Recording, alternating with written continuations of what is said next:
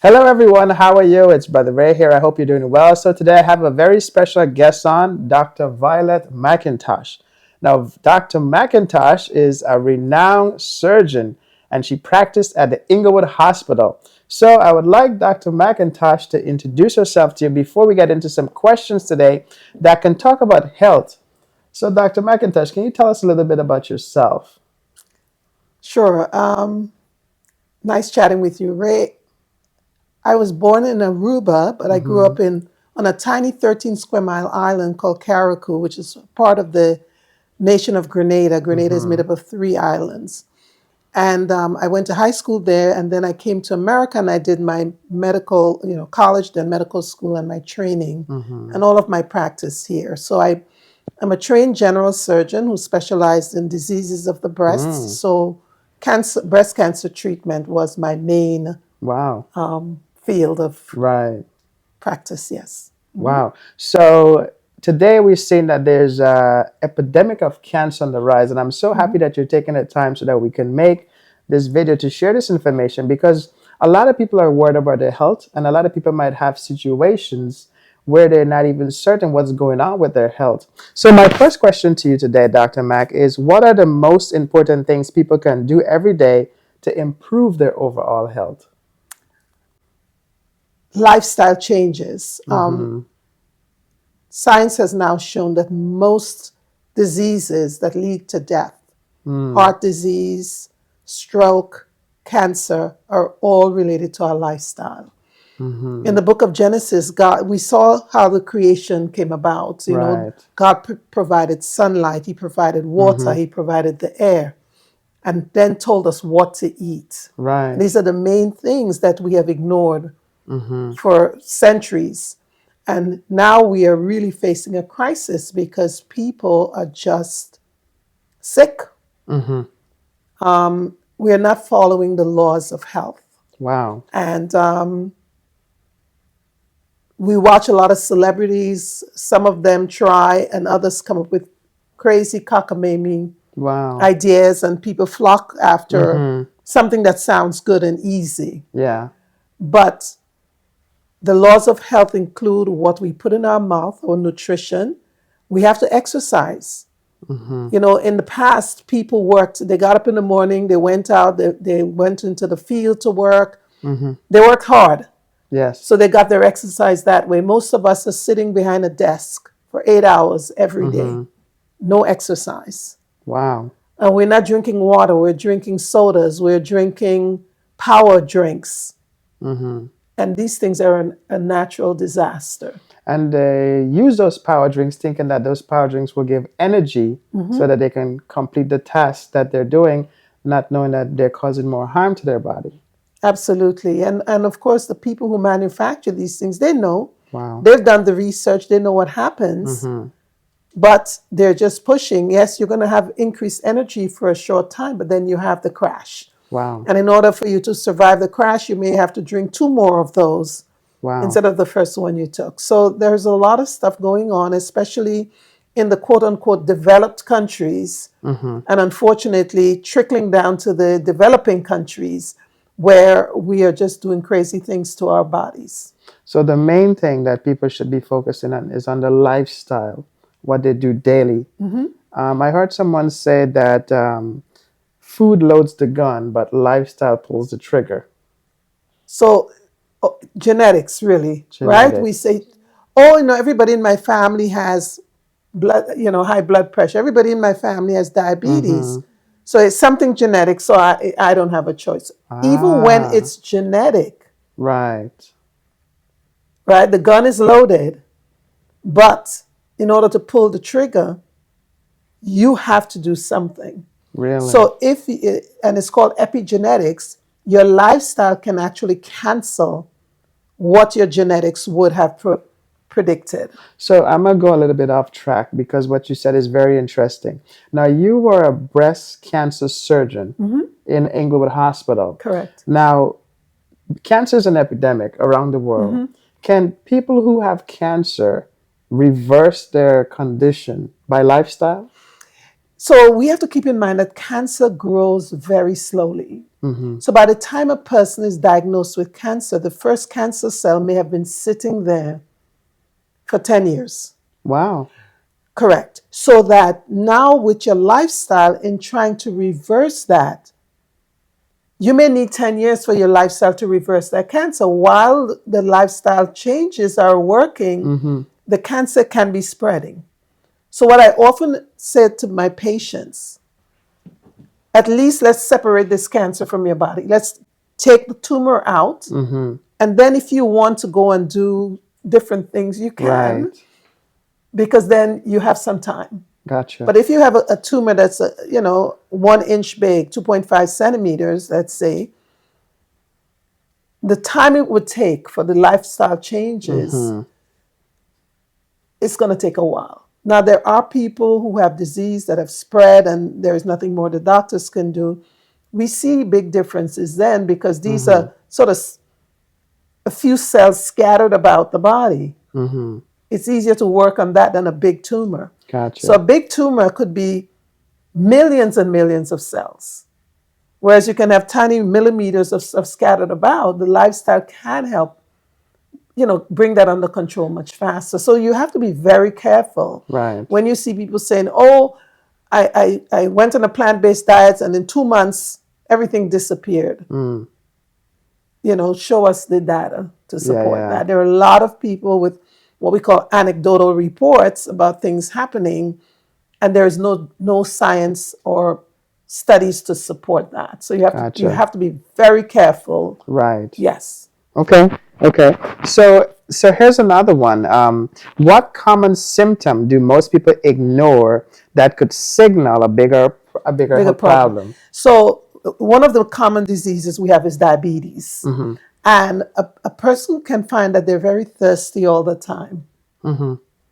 And they go into the bathroom urinating very often. So they're urinating, and because of that, they're getting thirsty, so they have to keep drinking. Right. And many of them, instead of drinking water, they're drinking sodas. Right. So the sugar in the blood is increasing. Right. And it's like a vicious cycle, and they're just ignoring this. Yeah. I remember once someone visited my mother and they were telling her that they were having these symptoms. And she said, I think you have diabetes. Mm-hmm. Now, the reason she was able to say that is because she had diabetes, not that she was a Right. doctor. And sure enough, when that person went to the doctor, they were diagnosed. So do not ignore these types of symptoms. Mm-hmm. Symptoms like even itching. They may find that their skin feel itchy. Some people, when they're coming down, when they have diabetes, that's untreated, that may be a symptom. They start itching. They may have itchy skin. Now, I'm not quite sure why that is, but it has something to do with the amount of sugar in the blood affecting, Mm-hmm. the system. People with high blood pressure is called a silent killer. So very often people have no symptoms. But sometimes people may have headaches when the pressure gets really high. So don't ignore things that are not common for you. Mm-hmm. So you have to be very careful. Things that are Right. happening that never happened before, get it checked out. In reality, I think once you pass the age of 35, you really should see a medical doctor and get yourself checked out. Yeah. And have a routine. They'll tell you, okay, come back in 2 years, everything is fine. Or come back in a year. Or they may uncover something that you didn't know existed. Mm-hmm. So we have to be very careful and very, very intentional about taking care of ourselves. Yeah. Too many of us just go through life, just sauntering about as though all Yeah. is well. And that's true. Well, my wife is always on me, telling me about my health. Thank God for wives. But yes, indeed. But there's something too. I think men don't like to listen to their wives.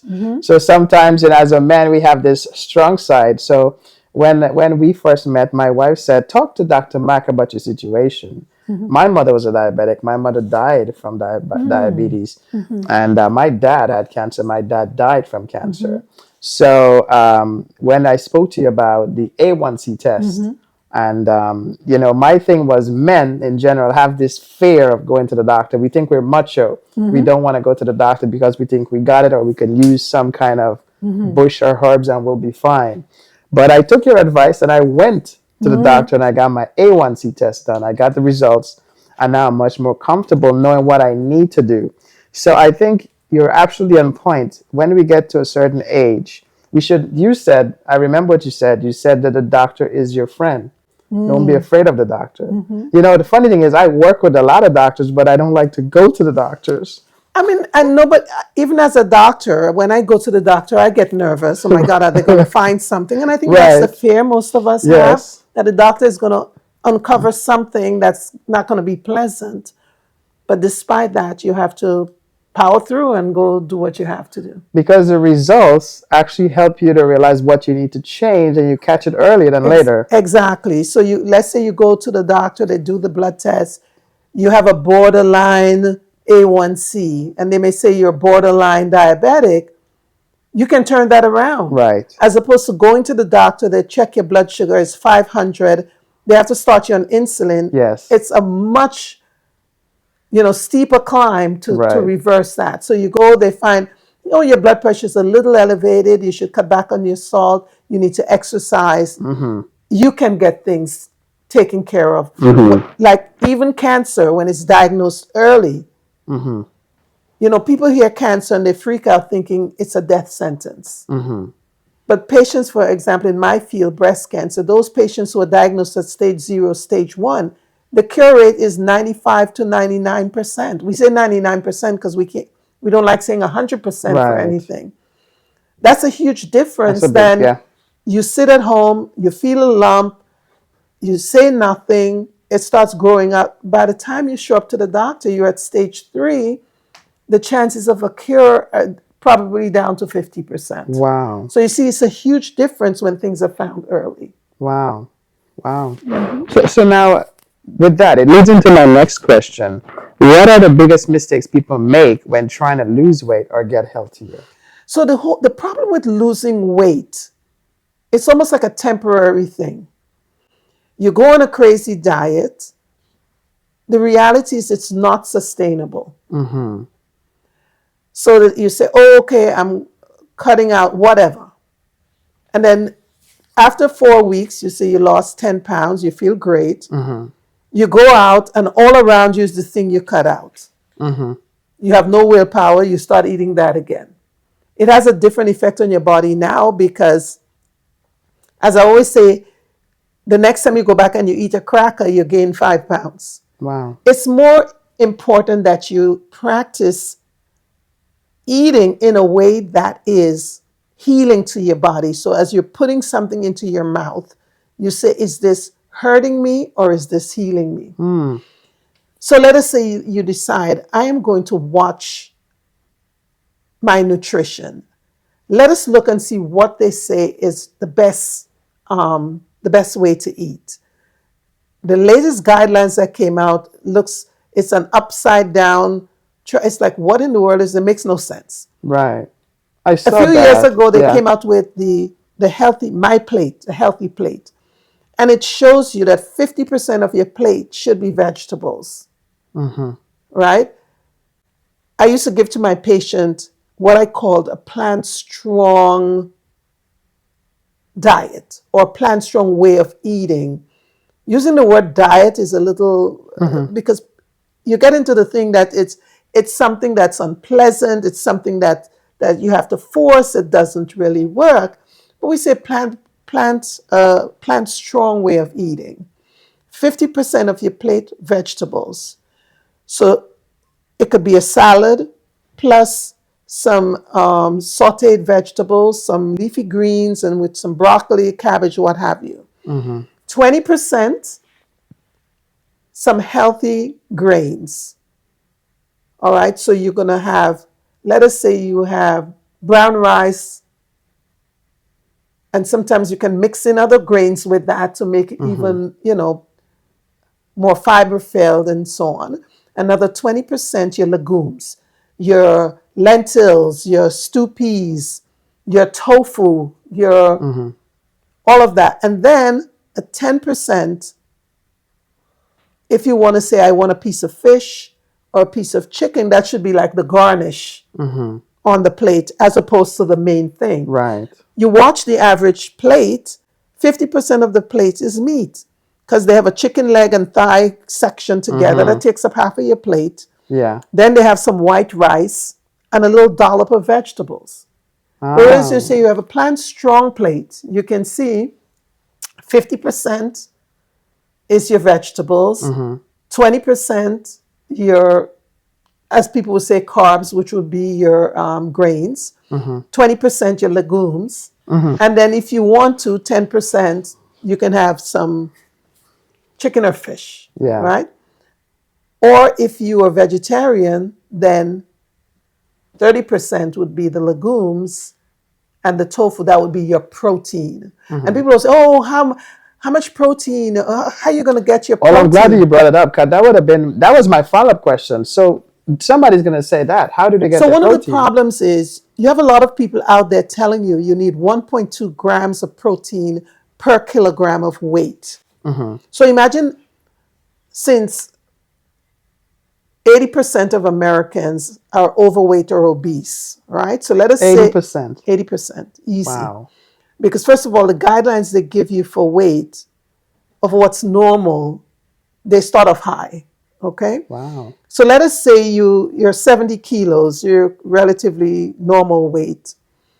70 kilos times, let's say 1.5. So they tell you you need 1.5 grams of protein per kilo. You're looking at 135 grams of protein. It's a lot of protein.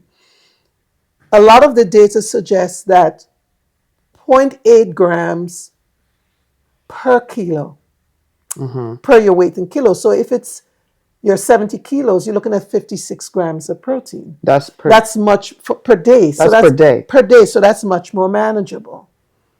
So in the morning, let's say you like doing oats. You do oats that may have 6 grams.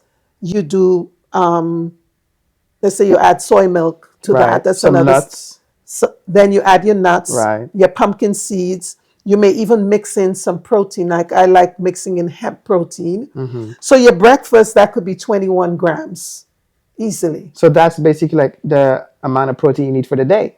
No, you need 56. Oh, you need So you do 56. 21 for 56, breakfast. gotcha. And then you just have to come up with 35 more. So let us say you only 2 meals a day. So for your dinner, you work it out. So you have some quinoa, you have tofu, or you do a lentil loaf.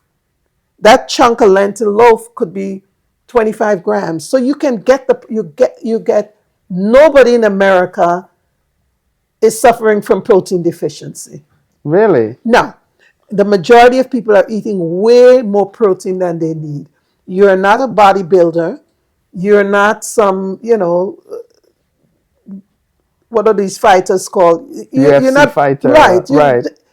You're a regular person. You don't need all of that protein. So that's number one where the problem starts, because they're overestimating how much protein the average person needs. So is it a fact that maybe the American diet, people are consuming too much protein? Well, does that protein go somewhere and stay, because if the body can't process it? Well, the body processes it. The kidneys and the whole body has to work very hard to process everything we eat. Some things are much easier to process than others.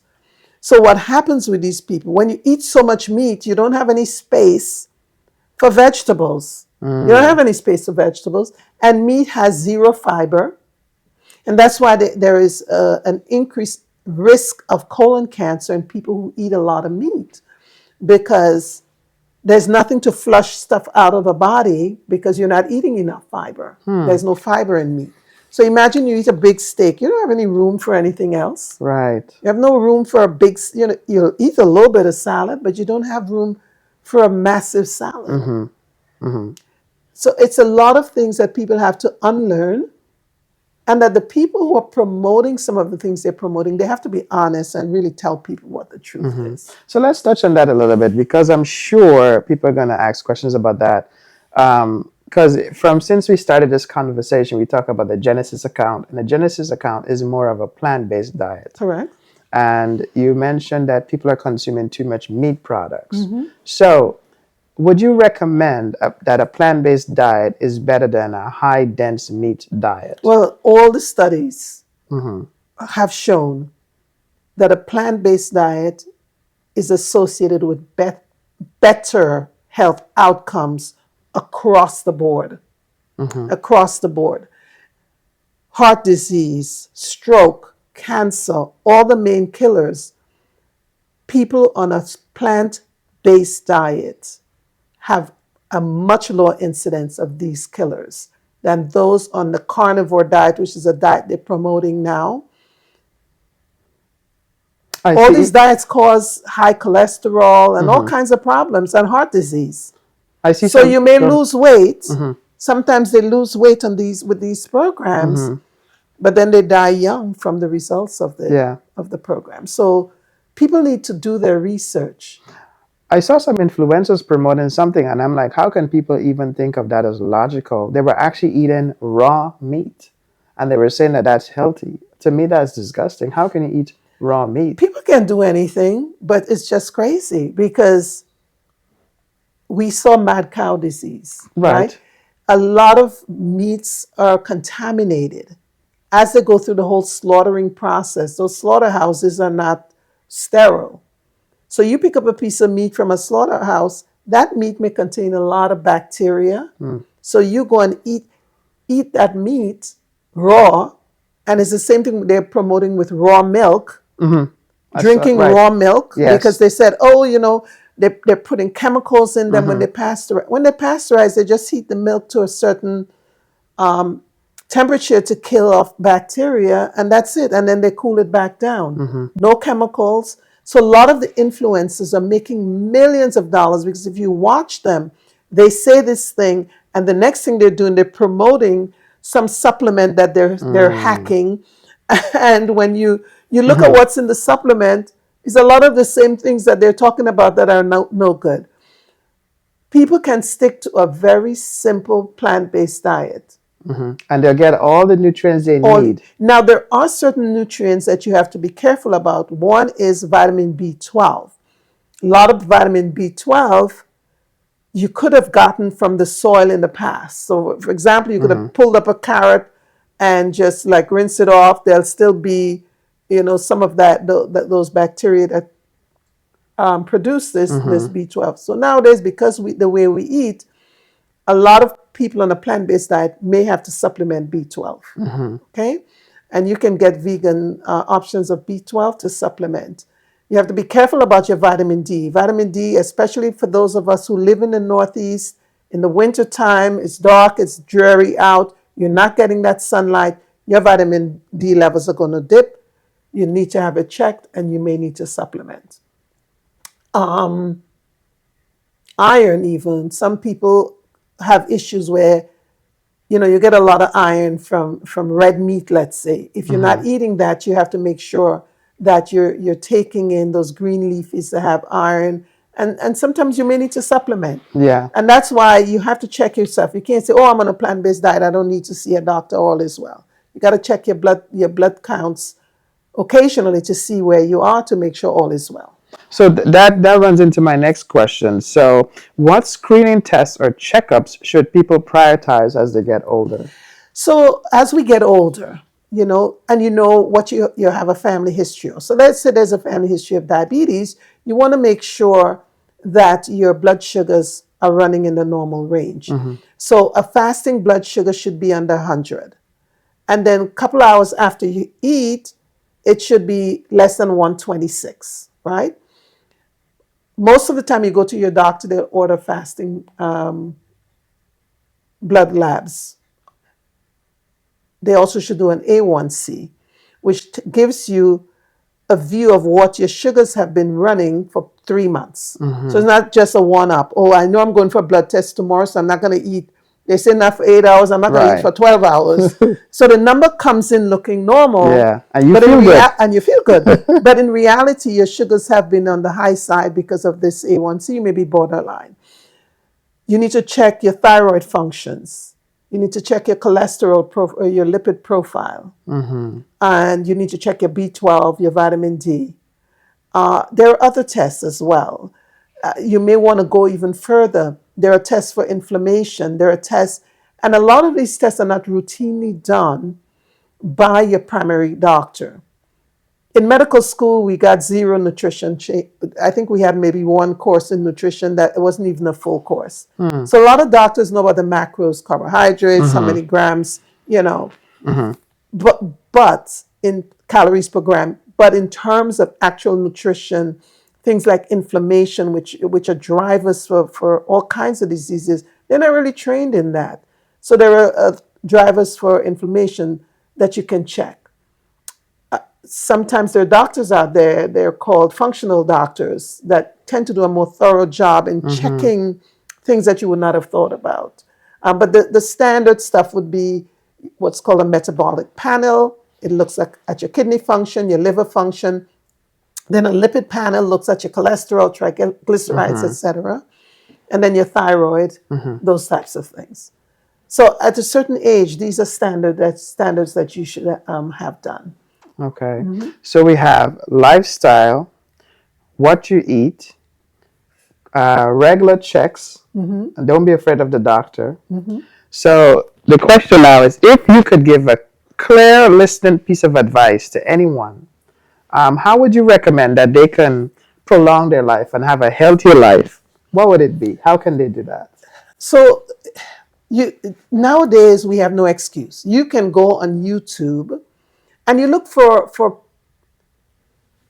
organizations, people that are credible, not influencers. So for example, Forget the influencers. Forget the influencers. Okay. They all have ulterior motives. They're selling stuff. It's a grift. Forget about them. There is, on YouTube, you can look up the Physicians Committee for Responsible Medicine, PCRM. And they will talk about different things with the diet, things that you eat, the kind of exercises you need to do, how much water you need to drink, how much minutes you need to spend out in the sun every day. Now, we have this acronym, New Start: nutrition, exercise, water, sunshine, temperance, meaning avoiding things that are bad and eating in moderation things that are good. So just because something is good doesn't mean you need to gorge yourself on them, because it's going to have, opposite effects. Air, you need to breathe fresh air. If you live in the city and you're breathing all of this toxic air, go out to the country, even on the weekend, walk around, take nice deep breaths, wash out the system, rest.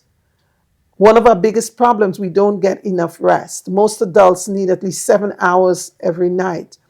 Your best sleep would be from 10 p.m. to 2 a.m.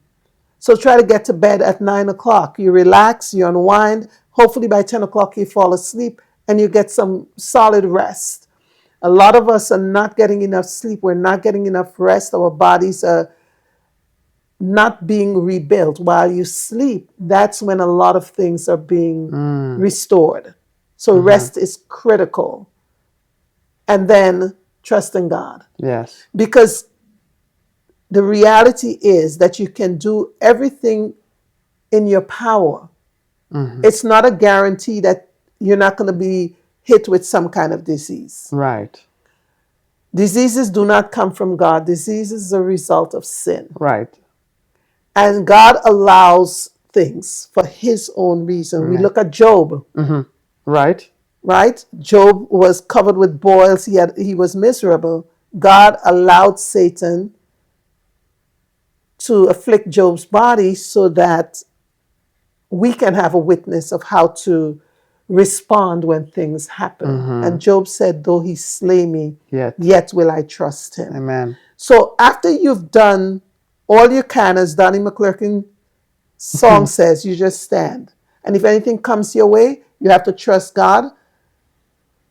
When I can't trace your hand, when I don't understand, when I can't see your plan in this situation, I'm going to trust your heart. Yes.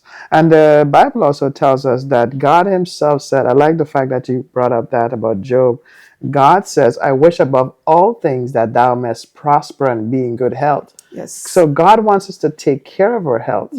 And these simple steps and the advice that you're giving us here today, we can implement them to take care of our health, and to all those who are listening, so that we can have better health. Because as you mentioned, we live in a sinful world, and we all have something. And we don't want what we have. It can be a genetic trait or hereditary trait. Like for example, I mentioned my mom had diabetes. That's a popular one. High blood pressure is a popular one. We don't want these things to escalate into something big. So all the steps that you've given us today can help us to know how we can take care of our bodies. So we should not be afraid of the doctor. We should get regular checks, Yes. and we should have more of a plant-based diet. And start, baby steps. Baby For steps. some people, you can just do it. You wake up one morning and say, I'm not eating this stuff anymore, and boom, and you never had a problem. Right, For other people, it's more of a struggle, but start small. right. Just start eating more vegetables. So I'm going to eat more vegetables. So when I sit down to dinner, I'm going to have more vegetables on my plate. And vegetables can be very filling. So they're filling, your stomach feels fuller sooner. So you're actually taking in less calories. And gradually you'll see your body responding. It took you 10 years to put on the 20 pounds. You're not going to lose 20 pounds in 10 days. Right. But when you change your lifestyle and there is a gradual loss of the excess weight, it's more likely that it would be a permanent thing. Wow. So people look at being healthy as opposed to trying to lose weight. Right. They're going on these crazy fat diets, a waste of time. 90% of the people will gain back all the weight plus more weight. So start where you are and start Yes. small. You can start small. Okay. Well, I want to thank Dr. McIntosh for sharing this information with us and her knowledge with us today.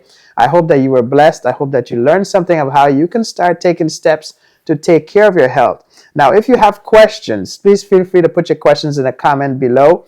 And if by some chance you want to see a part 2 video with Dr. Mac where we can ask more questions, put that in as well. And I can probably arrange that to meet with Dr. Mac again to do a part 2 where we can talk about another topic or go more in depth about health. So remember to subscribe to our channel, be encouraged, and remember, small steps get your health in order, because health is the greatest wealth. Absolutely. That's what they said. Health Do you have is any wealth. final words for us, Dr. Mac? Follow God's plan. Amen. Follow God's plan. When you look at creation, God created the things that we need before He created us. Yes. He created the sun. He created the plants before He created Adam. He has put everything in place for us. Let us read His word and let us follow His plan. Amen. Amen. Thank you so much for watching. So until the next time, be blessed. Remember to subscribe, leave a like, and share this video with your family and friends.